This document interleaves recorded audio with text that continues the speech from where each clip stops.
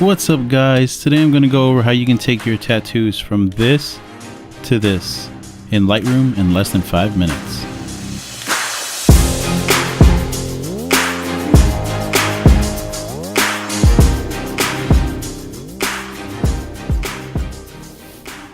Alright guys, so here we are in the develop module of Lightroom.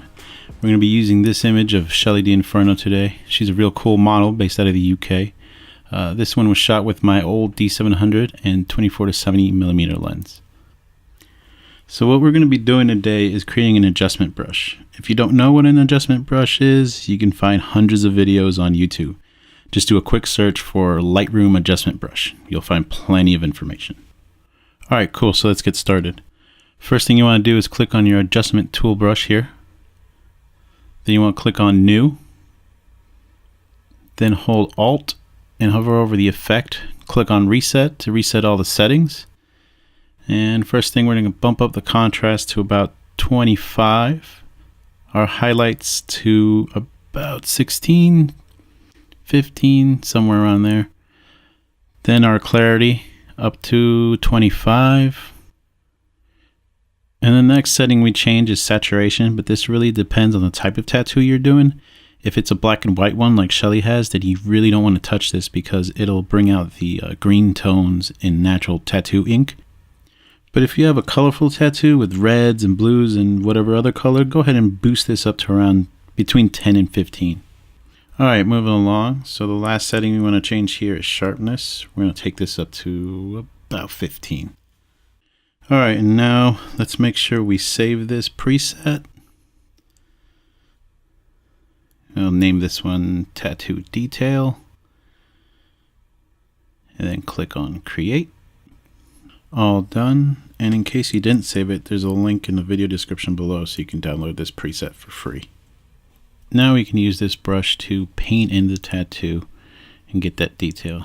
Let's just zoom in real quick. Let's see here. Let's get rid of this window. If it will go away. And then adjust our brush size and just start painting in pretty liberally. Just take care not to get too much on the skin. It won't affect it a great deal, but we don't want to be sloppy here. Now it is going to take some time to get all these fine details here.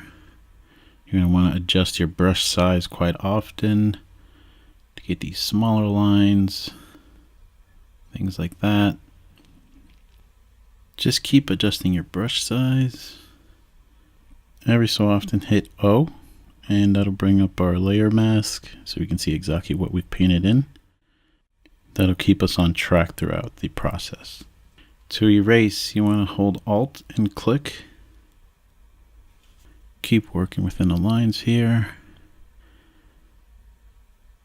I mean, it is a tedious process, but I promise you the results will pay off, and the image will look 10 times better than if you don't do this. Alright, so I think you guys are pretty good at this point. I'm going to keep working on these feathers here and then get started on the Valkyrie on her arm. But for now, I'm going to fast forward the video so I don't bore you guys to death.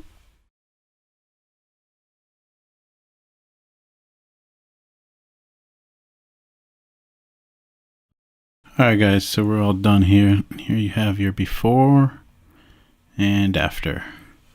And if you wanted to change the intensity of the brush, what you can do is hover over the pin, hold Alt, click and drag left to lower the intensity.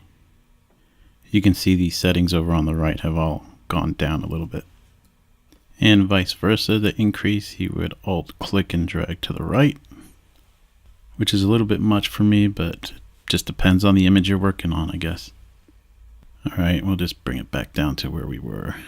And you can see, like, you can fine tune it exactly to fit your needs and your image. Let's take this back up to 26. And we'll leave it at 25.